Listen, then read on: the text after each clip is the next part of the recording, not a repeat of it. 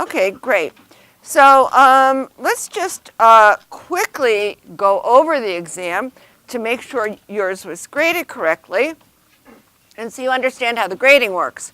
So you either have, there's two different versions here. Look up in the upper left-hand corner here. You either have the stat or the stats version. So let's see, most people, so here's the stat version, and you should have had 10 and 7 here. And just about everybody, I don't think most people got this one correct. Here's what the stats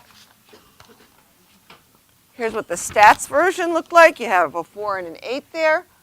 And I think just about everybody, I'm just going to go over the problems that a lot of people got wrong because the key is up there. Does that sound good? Because most people did really well in this. Okay, so now let's look at some common errors.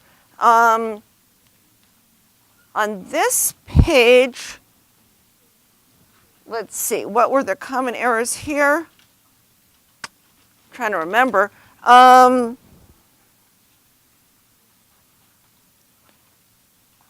Okay, so this is the stat version. You can look at the stat version here. You have the difference between, so you had 71 here versus 69.5. It was an effect size of 1.5, a standard error of 0.75. And most people did really well here, except if they got careless errors. I don't think there were any systematic mistakes here. So that's what it looked like on this version. And we graded you with continued error. So what that means, for example, is if, so this is the other version, and this continued error on the grading for both of them means that we don't keep deducting. So if you made a mistake, like this one is based on your previous answers. So if you made a mistake on your standard error here, if you carried it through, we're not going to keep deducting. The point is we don't want a mistake at the start of a problem to cost you a lot more than a similar mistake at the end. So continued error means if you made a mistake, a calculation mistake or something, we don't keep deducting for it. So you could have a lot of wrong answers and not get very many points off. So that was basically what this one looks like. So moving on, where were the common mistakes? They were on the multiple choice. Okay, so people did great on this multiple choice page, page 3. It was overall, it was the best page. I was very happy with that. And it's pretty much the same for both versions. It's just the order is different of the question. So people did very well on this page. It was a non-randomized controlled study. And it only shows association. You know, the order of these is different depending on your version, but it only showed association, not causation. And people got these right almost. This was extraordinarily, you did great on this. And you want to split by gender and compare the test results of high multitaskers to low. All right, here's where everybody messed up on the next page. This was a randomized study, randomized right here. Just about everybody saw that, randomized.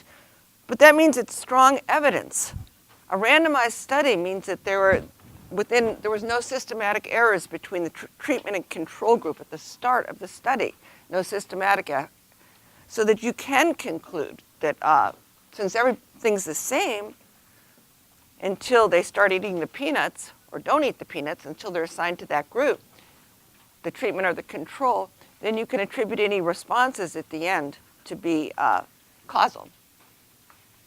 This is an amazing study, by the way. This is a real study, and a real randomized study, and people have thought for years that peanut exposure when you're young is going to cause you allergies, and they're turning around based on the results of these randomized experiments when they're giving kids peanuts, and it turns out they have less allergies, randomly giving them peanuts or not.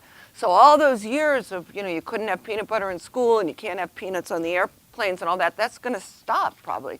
It's doing the opposite. So, and they only discovered that, they can only really discover that through randomized trials. So this is a very important one, and so there are no confounders. There are no confounders because it's randomized. So there are no differences between the treatment and control to begin with that's going to create, remember confounder is a difference between the treatment and control to begin with, before the treatment happens, that's going to, that also affects the response. So I think you just didn't think I'd ask a question like this. I just think that's it. You just thought, because some people even ask, wait a minute, I know the answer should be no, but you couldn't do that, right? Well, why not? So I know a lot of you knew it, you just didn't think I'd ask a question like that. And this one, everybody just got right. This was great. You knew to block first. And just about everybody got it was randomized. So I just think you just tried to psych yourself out with the test-taking thing. So a lot of your answers were correct if it had been a non-randomized study. And the last page, what people systematically got wrong was what? Oh, this. A lot of people said, all right, so you built a confidence interval, and you saw that the confidence interval included 0, which means that, you can't, it included 0, so you can't say there's a non-zero slope or non-zero correlation. And then you did the same thing by the z-test, two-sided here, because the alternative is it's just not equal, it's not directional, and you should have gotten the same result, that you can't reject the null, because 0 is included basically in the confidence interval, or 0's a possibility for your slope. And so, so you can't reject the null. The null says the slope's 0, and you can't reject that. So so they're logically equivalent. But a lot of people put a 4 here and did a one-sided test and still said they were logically, and got a different, anyway, we didn't give continued error on this because there were a lot of different combinations here. But anyway, so we didn't, if you put a 4% here, well, you got 1 point taken off there, but then there was a continued error if you said reject the null, but we didn't give you a continued error here. It was too confusing. Does that make sense to everybody? So there was continued error. So if you put 4, a lot of people put 4% here. And then, of course, then you do reject the null at alpha equals 0.5. So we didn't take off here. This is 2 points, 1 point, and 1 point. All right, so those were the systematic errors, and people did really well. I think if it hadn't been for that page 4, people would have done quite a bit better, but the average was 86 and the median was 89, and I really don't want to have them much higher than that, then we'd have no discrimination. So you don't want averages and medians much higher than that. So that was good. Hopefully it'll stay that way. Okay, so if you want to go over your own test, or if it's on the front, if you have all zeros, that means you got 100%. These are the points taken off. And there were a few people who got 100%, amazingly enough. So that's pretty much it. And if you want to talk to me about your individual test, if you think it was misgraded, I'll give you some, just see me after class or come to office hours from 4 to 6. Or if you want to go over your exam. Okay, so what are we doing today now? So now we're going to start exam 2 material on page 45.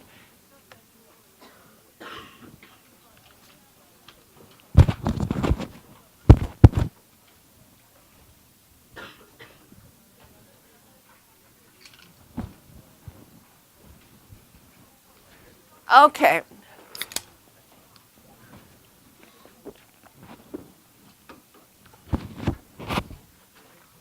Now, what we just did,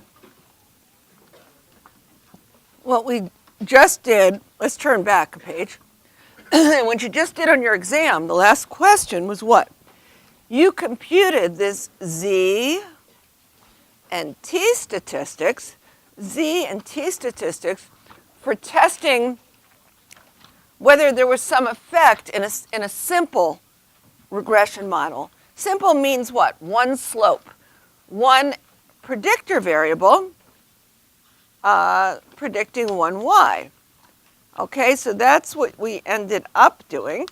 And now, what we're going to do now is we're looking ahead. Okay, so we've done simple regression, inference for simple regression, and that Z and T stats are what we're using to test the null that there's nothing in our model. We might as well just predict the average. If we're predicting finals from your exam averages, we might as well just use your exam average. Use your final average. Whatever score people got on the final, the average score is the best predictor for everybody. Your exams would tell you nothing about it, right? So we're just seeing if there's a non-zero slope. And now what we're looking ahead towards is multiple regression, adding more variables to make a better model. So if we were going to try to predict your final exam scores, we wouldn't only only look at your exam average. We might look at your homework average.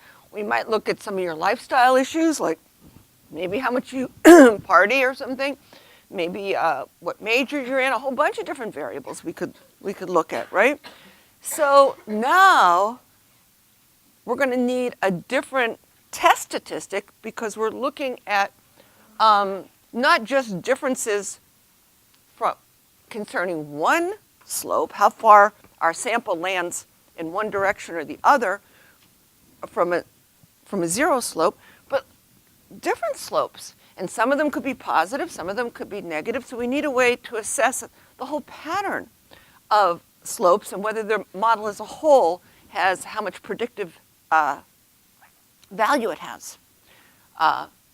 So what we need to do is a different statistic that is you can't boil it down to one single number that's positive or negative. Like these boil down to one single number that's positive or negative, right?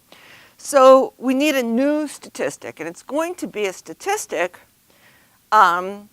based on I think we did this already, based on analysis of variance. That's what we're going to do. So, looking ahead, this is what this whole lecture is going to be about, looking ahead to multiple regression. That's not just one predictor variable, but to multiple regression, right? We need new test stats. We need new test stats.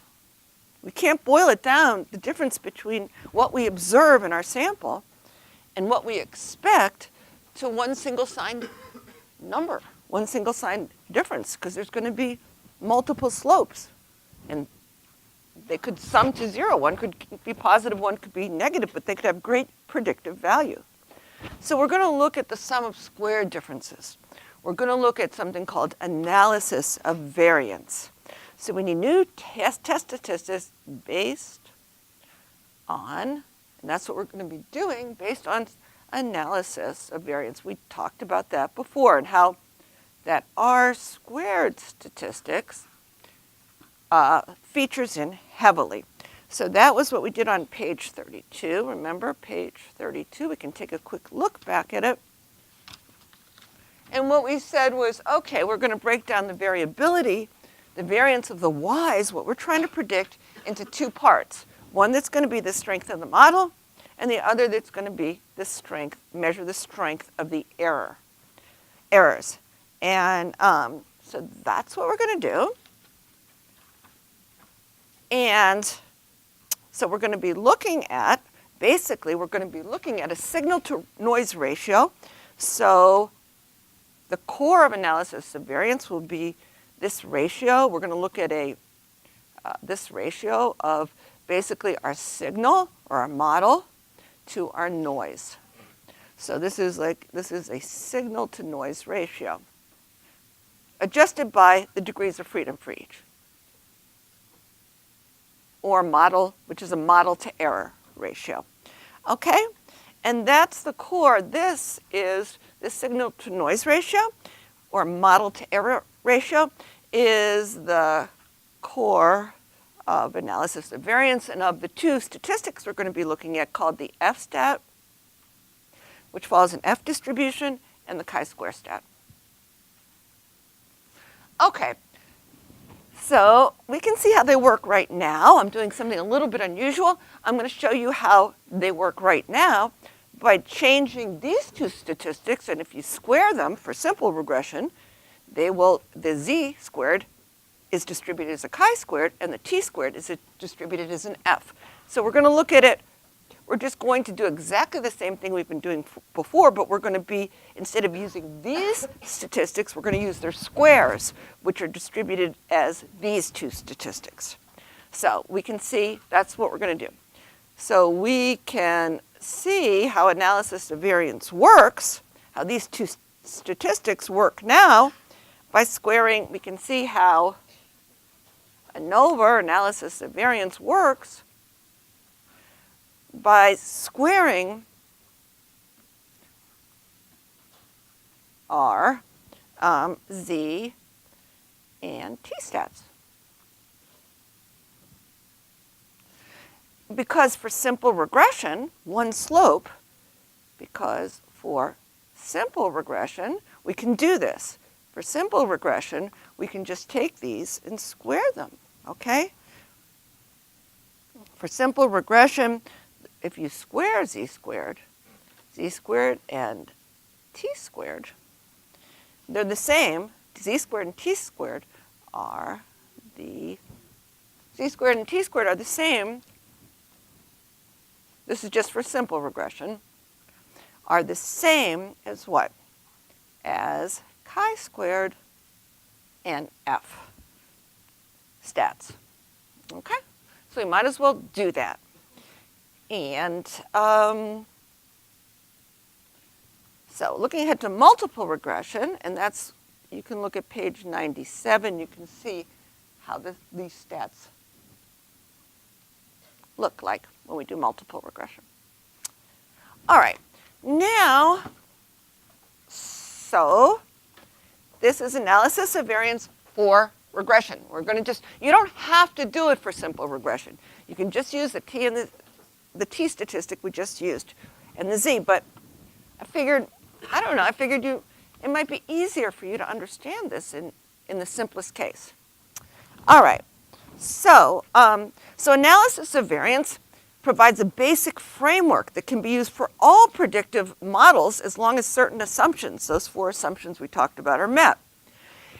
And basically what it does is it checks whether adding a parameter to a model, which would be another predictor variable, making it more complicated, right, improves the accuracy of the predictions significantly more than would be expected by random chance under the simpler model, the null model. And it yields a test stat called the F ratio to compute p-values. And when n is large, the F ratio is, well, for large n, it becomes just like a chi-square. Follows a chi-square curve. So we're going to be looking at both of them the same way we looked at the z and the t, just because the chi-square is simpler. All right. Now, so for simple linear regression, analysis of variance is just another way to get those same p-values for the slope that we just got using the z and t test. But I thought it's a good idea to show how it works here in simple models before we just jump into the complicated models. All right? So basically what we're doing here, this is our notation. Let's jump down. We're going to be breaking down this total variability of the y's. This is like all the variability of the y's.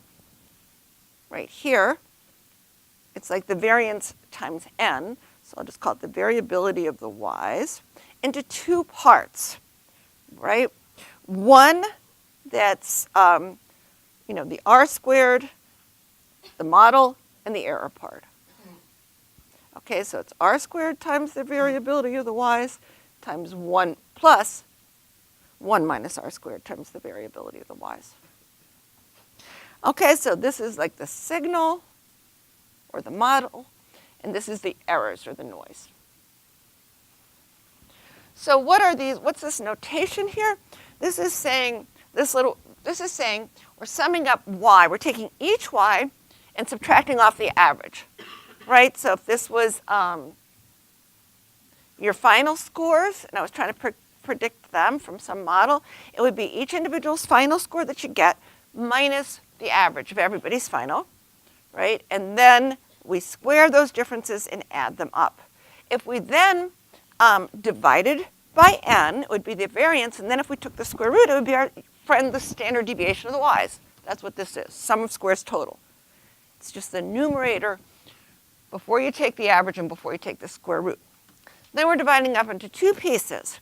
One is our predicted, these are our predictions. This is why it's our model. We make a prediction. You know, we've been getting a best fitting model. We make a prediction, and how much that improves on just using the average. So the predicted final that you would get from our regression model minus the average, which is just how much better does making a prediction do?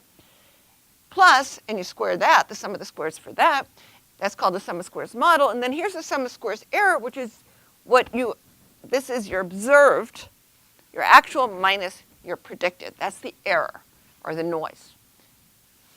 If you didn't square them, it's a tautology. Like for an individual point, what is it? It's like y minus y bar is equal to the predicted minus the average plus, what does this even say here? I can't see it.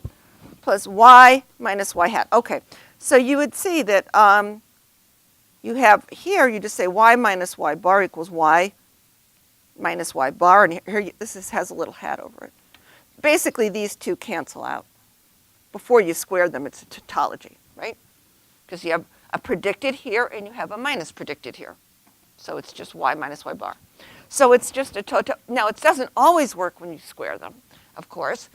It's not going to always work, but for any values, but for the least squares line, it does. And the proof of that is in Appendix A. If you want to look at the proof of why you can do that, it's in Appendix A. All right, but first, before we do all this, why don't we just get a visual? So let's just get a super easy visual of what I'm talking about here. So on the next page,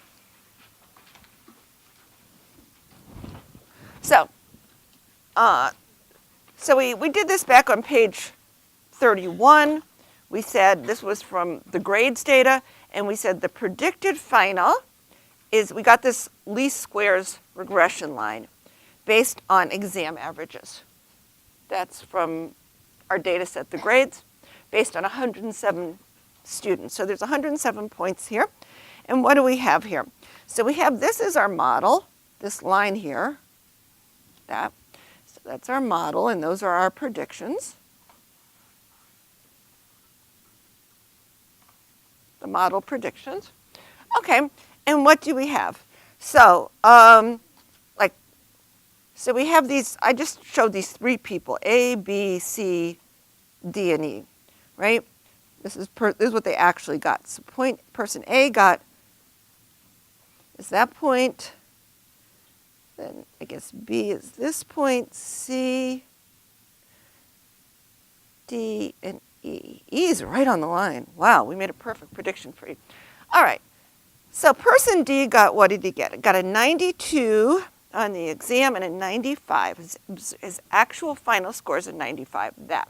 So we're going to break that, 95, and this is the average right here. This is the average. 74 was the average of everybody. Okay, so we're going to break that distance between 95 to 74, that distance, into two pieces. The piece that's due to the model, right? The model predicted he'd get an 80 right there. So this little piece, that's the model prediction. And this is the error, how far off we were, his observed minus his predicted, which is 90. Whoops. What did I do? 80 minus 74. And this is 95 minus 80, this big distance right here. Wow, we were pretty far off. That's a big error. So we just broke that up. So how far, if we just predicted the average, he's 21 points above the average. So 21 points above the average.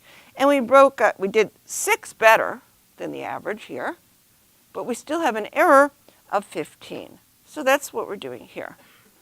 And that's basically what we're doing for every point, and then just looking at the ratio between the sum of the squared errors to the sum of the squared model parts, or the reciprocal of that.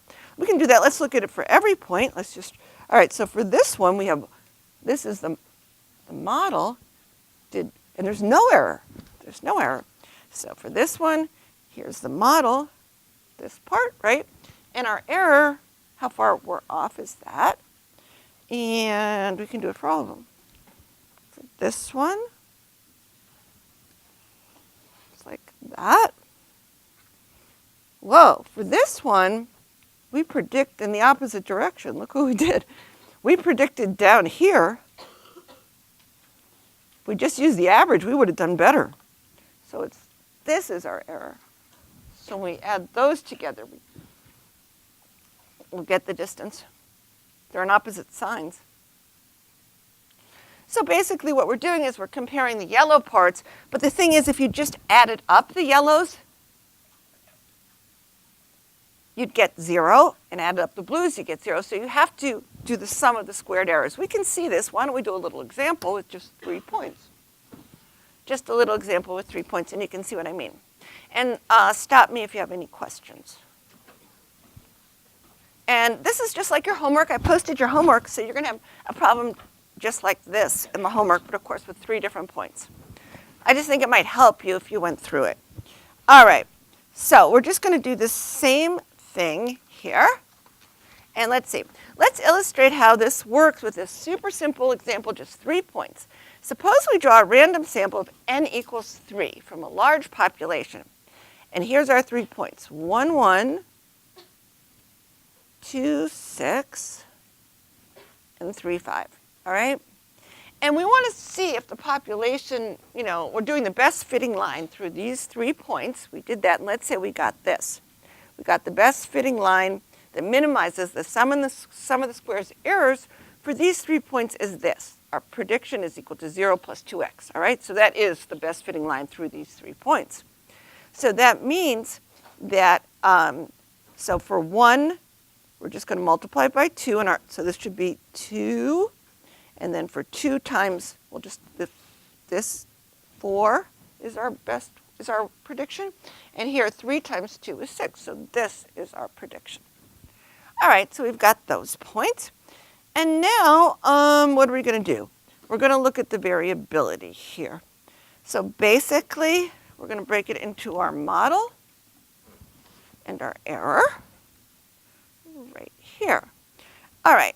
So for this one, what's our model? Well, first, our model is going to just predict how far away from the average. So if we want to know if this line does better than just predicting the average of the 3 y's. So what's the average, y bar, of our 3 y's? The average of our 3 actual y's is 1 plus, the next one is 6 plus 5. Divided by 3, so that's 4, right? So let's just look at that. So this right here is y bar equals 4. So we're wondering whether this model is better than just giving the average for everybody. All right, so for this point, we get closer. There's our model, there's our error, right? For this point, we would have done better right here. This is what? For this point, what would we do? So this is our model. This is our error.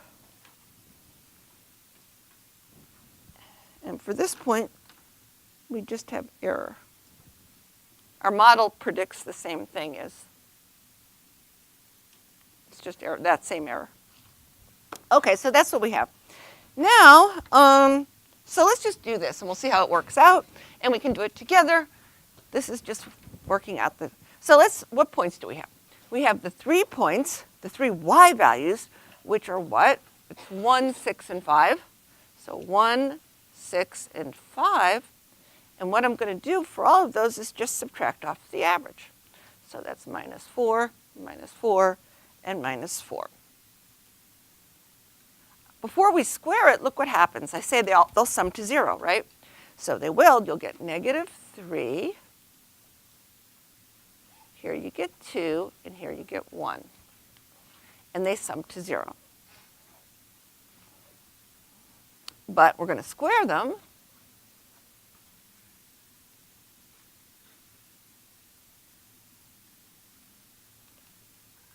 So now we have 1, we have 4, and here we have 9. So now they sum to 14. So that's our sum of squares total. If we divided by 3 and took the square root, that would be our standard deviation. So we're breaking that up into these 2 pieces. So let's do that. So here, what is it? Our predicted. Well, our predicted, we said, was 2, 4, and 6 from here. So we have 2, 4, and 6. And now we're going to subtract off the average for those. So we're going to subtract 4, and subtract 4. Right? So if we add these up, we'll also get 0. We get 2, 0, and -2. That's a good way to check that you're doing it right. They're always going to add to 0. That's so you square them now, and squared, squared, and squared, and we get 4, 0, and 4, so that's 8. So what we're saying is 14 is going to be 8 plus 6. Let's check to make sure this last one actually adds to 6. So what are we doing here? We're taking our observed ones. We observed 1, 6, and 5. 1, 6, and 5. And we're subtracting off what we predicted, which was 2, 4, and 6. So if we do those before we square them, again, they should add to 0. Just check. So this is -1, this is 2, and this is -1. Then when we square them, we should get 6, and let's just make sure we do. So you get 1, 4, and 1. Yeah.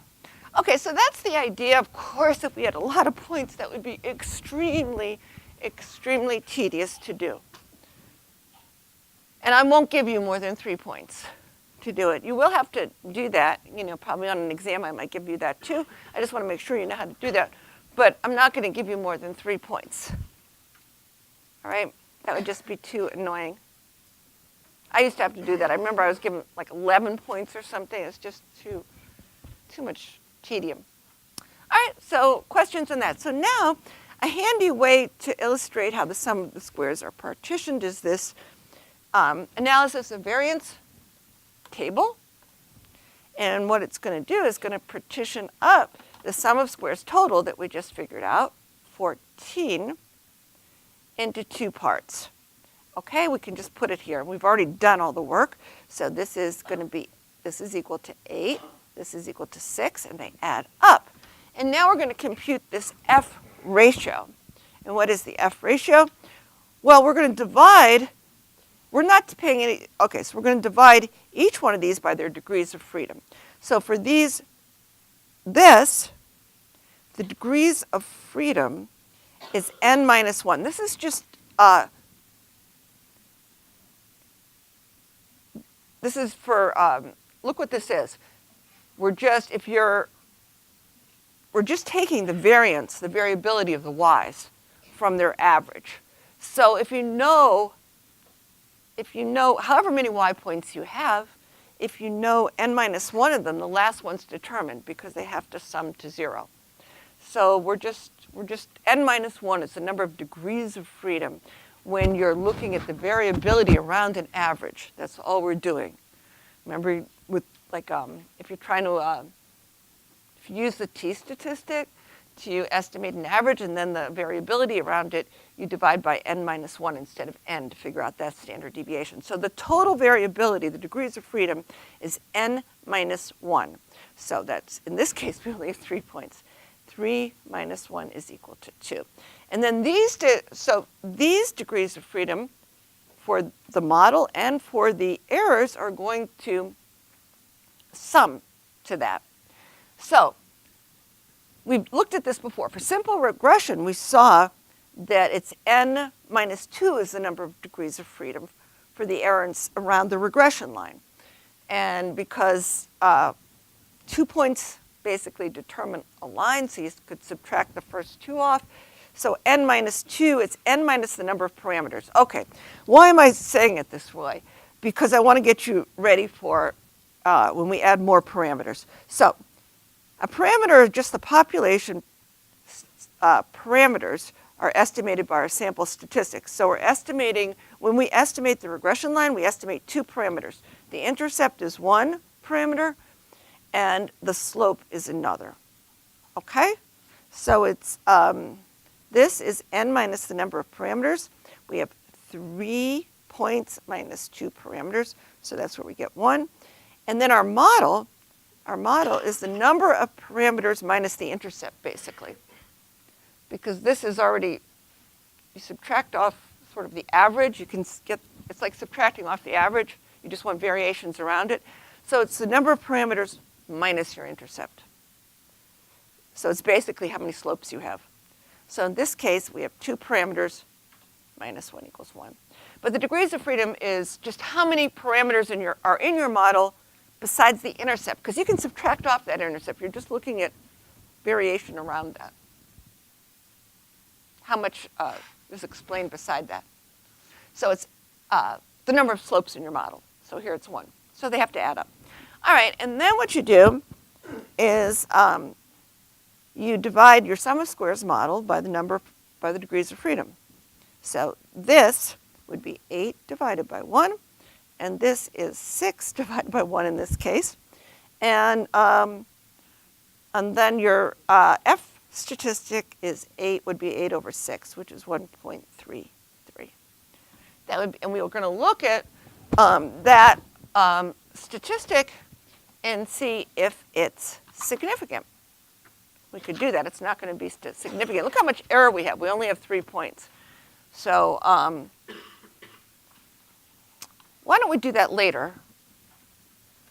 Is that okay if we look at the F-stat later after we do another example? Is that okay?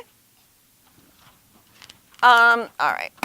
So now we're going to do a real example. That was just a toy example. And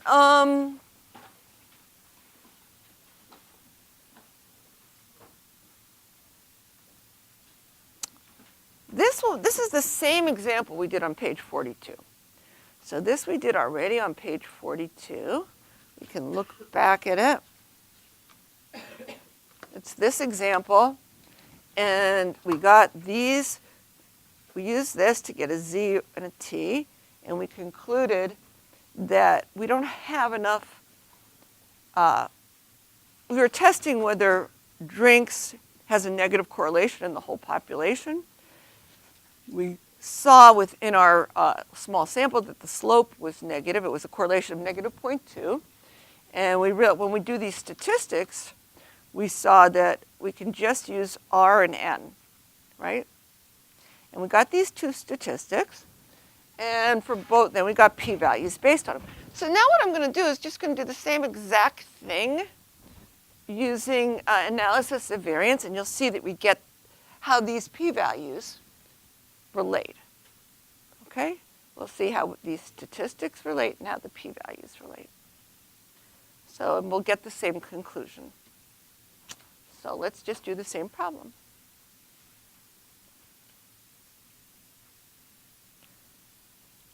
Okay.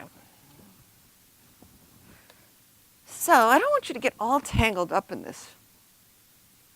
I'm going to jump to the chase so you'll see something, and then we'll go through it. All right, so let's just look.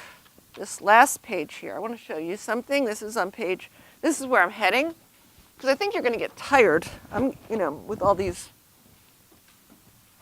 All right, so just look at, you're going to end up with these 4 statistics. You've already had the Z and the T. This looks familiar. Didn't you have this on your exam? So you all know this. I just want to show you that if you square these two, you square this, so you get r squared here, square root of n squared is n, and 1 minus r squared is 1 minus this capital R, which for simple regression is the same thing as little r, okay?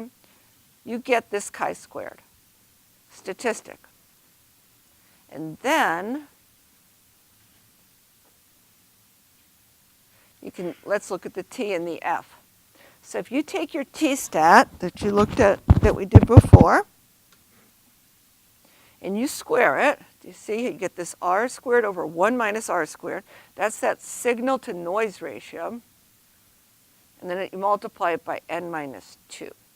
So basically, if we take these statistics and square them, we can look at the statistic on a curve, a different curve. Either this chi-square curve, and there's a whole family of them.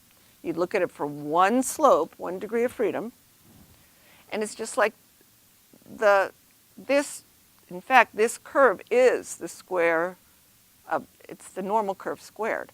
It's just positive, and you can never get a negative because you're just summing squares, so you can't, it's not directional. You're just going to get a squared difference. So it's like a two-sided z-test. So what you're going to get for this would be just exactly the same thing you got for the two-sided z-test. Similarly here, you're going to get exactly what you would have gotten by the two-sided t-test. So we're going to get these p-values that are just the same thing. So for simple regression, you could do it either way. Okay, they're equivalent. So we can work through this, but we might as well. All right, so let's just look back on page 48. So that's all we're doing. So page 48. And then when you move away from simple regression, you can't use the z and t anymore. You have to use the chi-squared or the f. You can't use those anymore. The z and the t are only for single slopes, for one slope. You can't do it when you have more than one slope, when you have multiple regression. You have to use those other statistics. All right. So we're just going to do the same thing again. So we're going to test whether our slope, our one slope, we're predicting GPA from drinking. So drinking is there's some coefficient in front of drinking, and we want to know if it's negative or not. We got a negative in our sample, a negative correlation coefficient, which means we have a negative slope. And we saw that we could use this. Now we're going to do the same thing by this analysis of variance. So let me just show you how it's, okay, so what are we doing here? So we're getting these statistics, and before, what did we do? We just used the R and the N. Basically, we could do that now too, but I want to fill out this table. So R squared, you want to just square this. So you're going to get a positive value here. So it's going to be 0.04, okay? R squared is just the same thing as little r squared for simple regression. Then we're given this. What is this? We're given the standard deviation of y right here is 0.5. This is x predicting y. And so we have that. So now, what is that? What's the sum of square total then? I just want to fill this in, sum of square total. Well, remember, if you square that, you'll get the variance. We'll get rid of that square root sign, so let's square it. And now we have 0.25. But sum of squares total, this is an average. So I have to multiply this by the sample size. So if I just take sum of squares total is just going to be n times the variance. So n times s dy squared. So now I just multiply it by n, which is 25, right? Where is 25? Yeah, right there. And then that's going to be times 0.25. And that's our sum of squares total, which is 6.25. So we can put that down here. All right.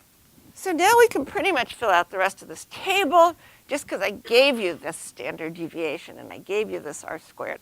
So I can just fill out this table pretty easily because what is this? This is, we're breaking this into two parts. R squared, so that's the part of it that's due to the model is 0.04 times that. So it's 0.04 r squared times that, whatever you get. And I got 0.25. And then the error is, they have to add up to is 0.1 minus r squared. That's r squared. So 1 minus that they have to add up to 1. So that's just going to be 6. So that's your sum of squares model and your sum of squares total. And then the degrees of freedom, remember what they are. This is going to be what? N minus 1. So that'll be 24 minus 1. Whoops. 25 minus 1. So that's 24 degrees of freedom. Now, this, you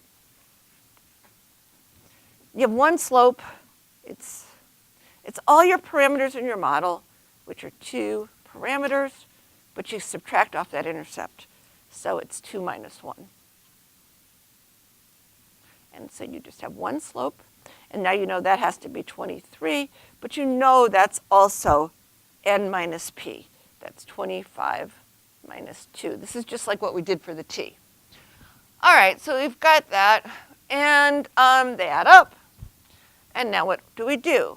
So we divide 0.25 by its degrees of freedom.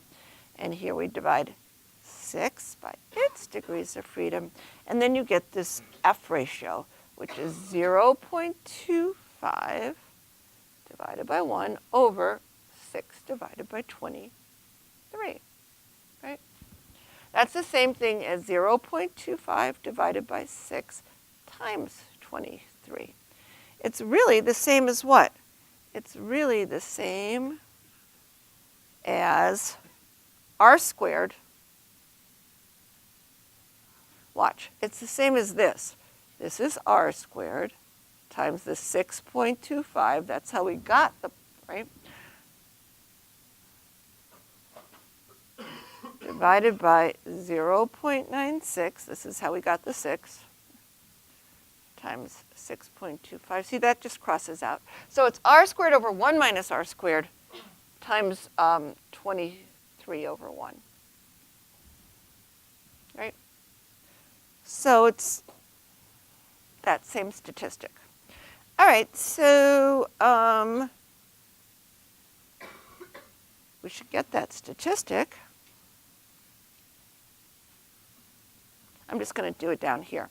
So the F ratio, okay, so find the actual we have to find this F ratio. So our F ratio, our F statistic, leave some space here. We're going to have to fill that in with its degrees of freedom. I'll explain in a minute. Is just going to be equal to this r squared over 1 minus r squared times the 23 over 1. And I got, when I did that, 0.96. So that is our F ratio. Now, how many of you have seen an F curve before? Anybody raise your hand? Have looked at the F distribution before? Really? How about if you've been in like Stat 400? Don't you look at F distributions? No? Chi-square distributions? Do you do that? Chi-square, you probably looked at even in Stat 100. Okay, so for the F distribution, it's a family of, okay, so let's read about it.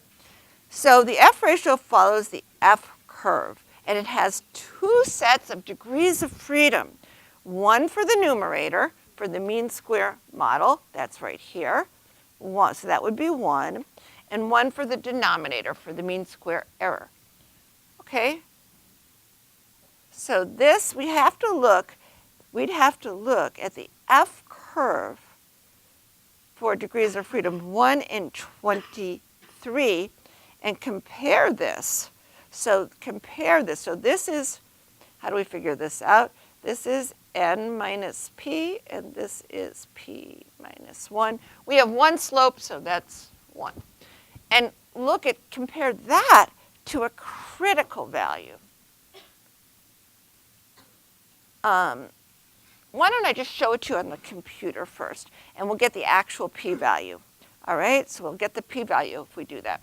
So let's look at the computer here, and let's just do that first. All right, so let's go here.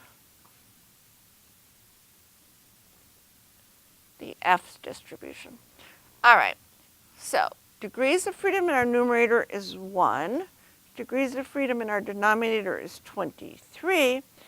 And our F value was 0.96. So now it's only going to be positive, so we're only looking at the right tail. So we're computing a p-value. So this is almost 1. Look at this. So our p-value is 33.74%. That's for the F statistic. Now watch, let's look at our T distribution. And now our T distribution has degrees of freedom the same as for the F for the sample size, -2. And now our T statistic is going to be the square root of what we got, the 0.96. Why don't we just take a gander for a minute? Let's look back over at the document camera. And our T statistic, remember, let's just compare them. So our T, you would know how to do this. We did it before, but let's just see if you can remember. We take the R, which is negative 0.2, over the square root of 1 minus R squared. So that would be 1 minus 0.04. See how it's the square root of that so far? But it's directional, it has a negative. And then times the square root of n minus 2, so and we did that, and we got negative 0.98. And that is on page 43. We already did this. So this should be page 42 or 43. Yeah, 43. It's right there. That's what we did. And we got 16.86 because we just did one-sided. But if we do 2, we should get exactly what we got with the F. So let's do that. All right? So this is on page 43.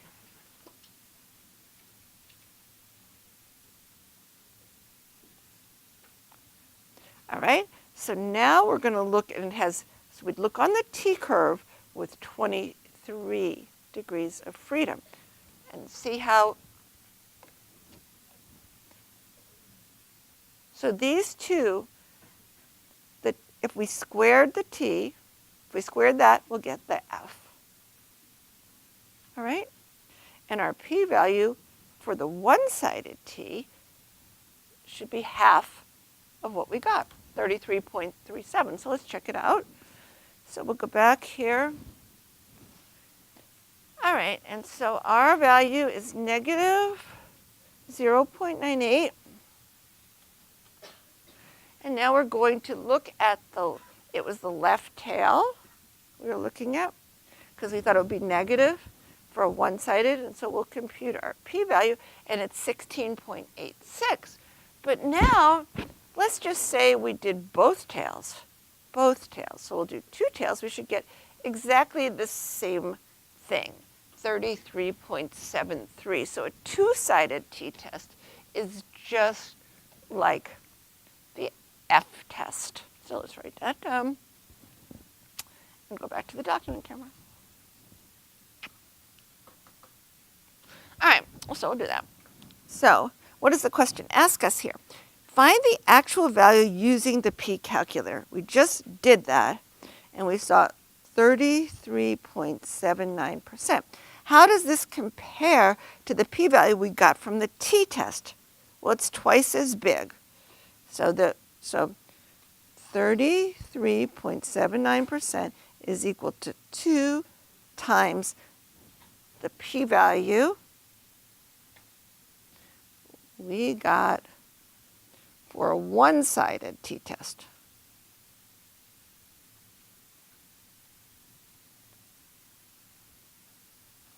That's 2 times, it was 16 point, I think it was 8.6.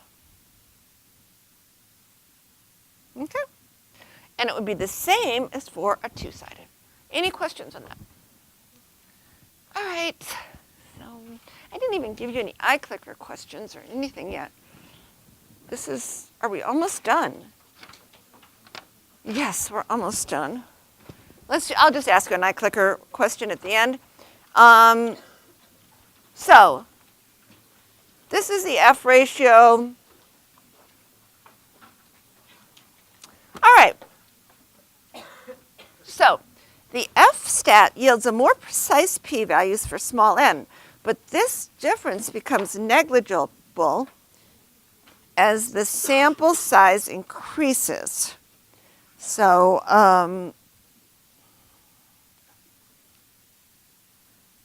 basically you'll get the same p-values for the chi-squared and the F. You'll get different, they look different, but the p-values will be the same. All right, so let's repeat the GPA versus drink using the chi-squared. And you can compute this statistic. So chi-squared is this, it's just like the z-squared. And so this is super easy. And you say 0.04, that was remember what we're doing here. I'm just saying, I'm doing the same thing. I would have to give you the R equals negative 0.2 and n equals 25. So with those two, just like you could just do over 0.96 times 25. It's just your z squared, and you get 1.04. Now this statistic is distributed as a chi-squared statistic with degrees of freedom equal to the number of slopes in the model, 1. So in simple regression, the degrees of freedom is 1. The same as the degrees of freedom in the numerator for the F. So let's look at the chi-square table to find the critical value, find the actual, we haven't looked at the F tables yet, or the chi-square. Let's just first do the p-value calculator. So we're going to look at the chi-squared with 1 degree of freedom, chi-squared, and that was equal to 1.04. And the p-value will be the same as for two-sided z. So let's get our p-value. It should be twice what we got there. It should be twice that. It's going to be a little bit smaller than what we got for the F. It'll just be 2 times that. See, we're doing the same thing. All right, so let's just do that. And then I'll show you how to do it on the tables. So let's go over to the PC, and now what are we doing here? All right, so we'll do exactly the same thing. Sorry. I know. Isn't it tedious? Do you think it's tedious? Raise your hand. I do. You should see how, wouldn't it be more tedious if you had to go through all those calculations with 11 points and do all this stuff? Like, you wouldn't believe how tedious some of these classes are when you, at least the way I used to have to take them. Maybe they don't do that anymore.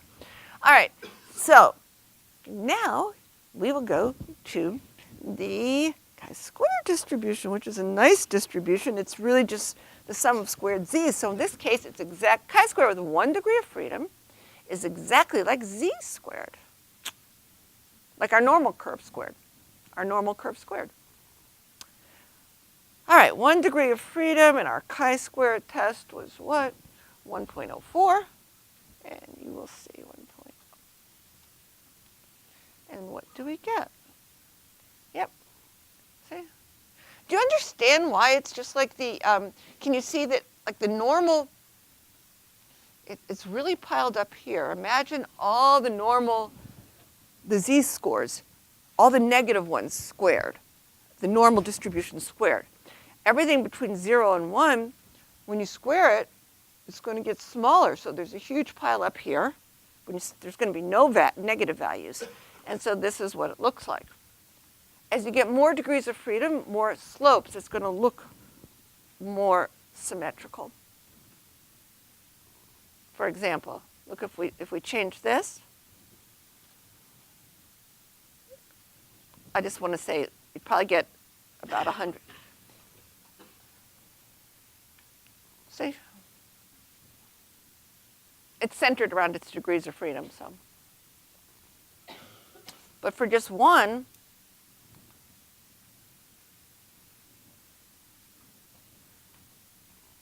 looks something like that. All right, so let's go back and finish our last problem. So we've got this. So we got the p-value we said was 30.74. How does that compare to the p-value we got from the z-test? Well, it's twice, which is equal to 2 times the p-value we got before. From the z-test, we already have it written down here. 2 times 15.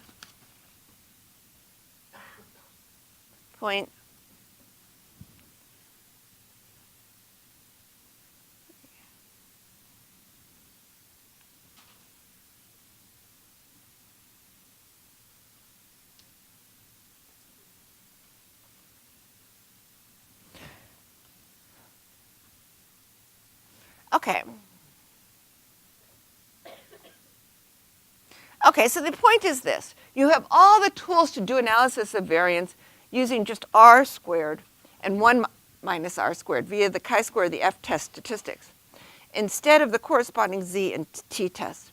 This is because the chi-square distribution is just the distribution of the sum of z-squared variables. That's what it is. And the F distribution plays the analogous role to the t distribution. All right, so now, last problem, and we will be done. I know it sounds awful to do another problem, but they mirror the problems in your homework. So I'm just going to do it, and then we'll be out of here. Okay?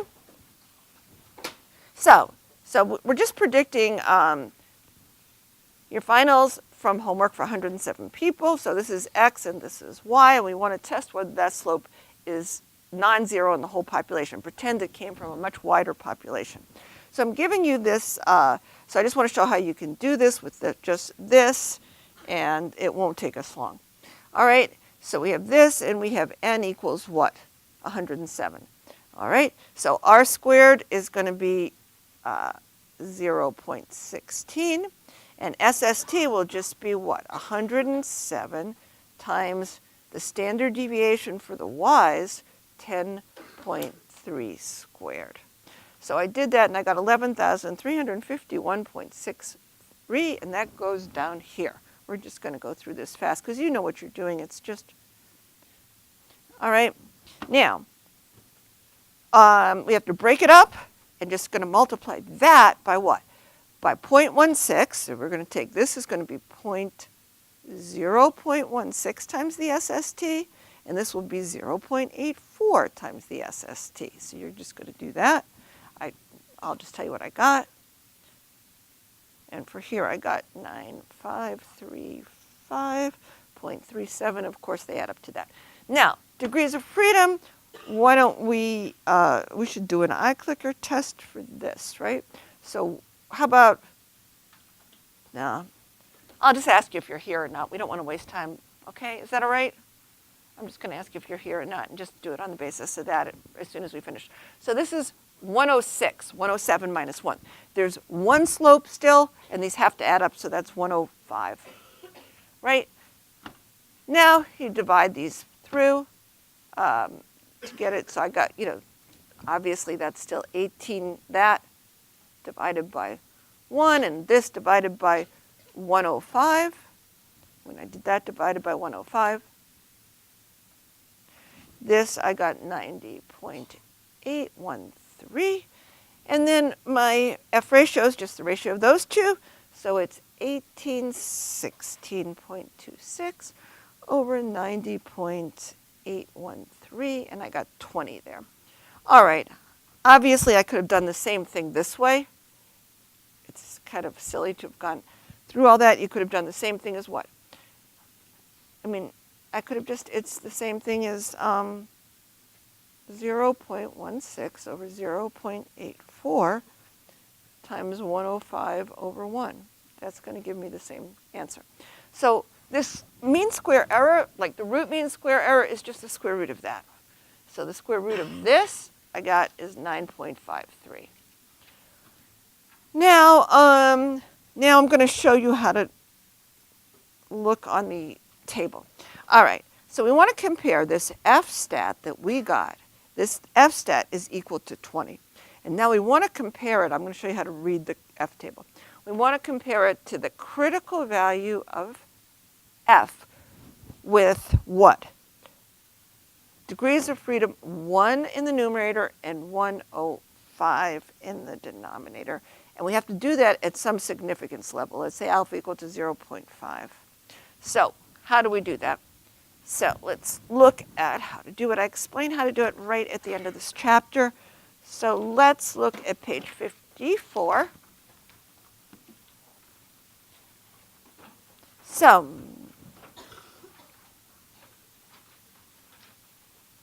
the F table is many pages long. You have to look at, so this is an F table for alpha equals 0.05. So you locate degrees of freedom for simple regression. You're always going to have numerator 1.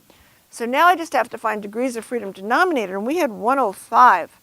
So it's somewhere between 4.0012. It's between that and 3.9. Why don't we just say 4? I mean, we're comparing our stat of 20, which is like way, way out there. It doesn't really matter which one. You could take the lower one. It doesn't make any difference. We're way beyond the critical value, all right? But that's how you get them. So you have to approximate them. Others, I mean, these tables are just many, many pages long. And this is just for the 5%. All right, so that's just how you read it, though. And so now you have this, and so we compare it to that, which is equal to what? We'll just say approximately 4. So since 20 is much bigger than 4, it's so far out there. Remember, big test stats far away from 0 mean very unusual, very tiny p-values. So the p-value, you're way out on the tail. So the p-value is less than 5%. So reject the null, of course. And what are we going to conclude? We'll conclude we've got a model here. We'll conclude that it's not it has predictive value here. That rho in the R in the population, which is the Greek letter rho, is not equal to 0. That this 0.4 was not just an accident. That's too big to be due to chance. Same as the slope for homework is not equal to 0. We can't say which direction because it's a chi-square. I mean, it's non-directional. Okay, now do using the chi-square test. Oh, this is even easier. So chi-square stat, that's even easier. That's just r squared over 1 minus r squared times n. So we just do the same thing, 0.16 over 0.84 times 107, and I got 20.38. And this is a little bit easier too. So you're just going to compare to the chi-square curves. There's just one. Sample size doesn't matter. When the sample size gets big in the F, it becomes just like the chi-square. So the sample size, you don't take that into consideration with the chi-squared. It's just how many slopes you have. And you have one slope, p minus 1. How many parameters? Minus 1. So this is p minus 1. So you just look at that. You compare that to the critical value of the chi-squared with 1 degrees of freedom at alpha equals 0.05, and we can do that. We can look at the chi-squared. With 1 degree of freedom, this will be easier to read because you don't have to deal with the sample size. So where is our chi-squared? Okay, 1 degree of freedom. So there would be the cutoff for the 5% cutoff is 3.84. So anything bigger than 3.84, and we have 20 something. So this is 3.84. So 20.38 is greater. Whoops. I'm sorry. 20.38 is much greater than 3.84. So our P is much less than 5%. So reject null and do the same conclusion.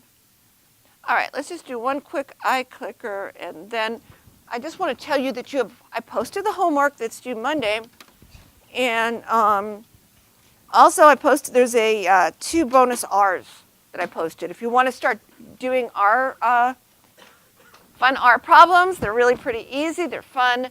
The one's due Friday and then the following Friday, online Kappa. So let me just go to the PC, start this eye clicker. And the question is, do you want to get out of here right now? Yes is A. So click and you can go. And B is no, you can stick around and talk to me about your exam.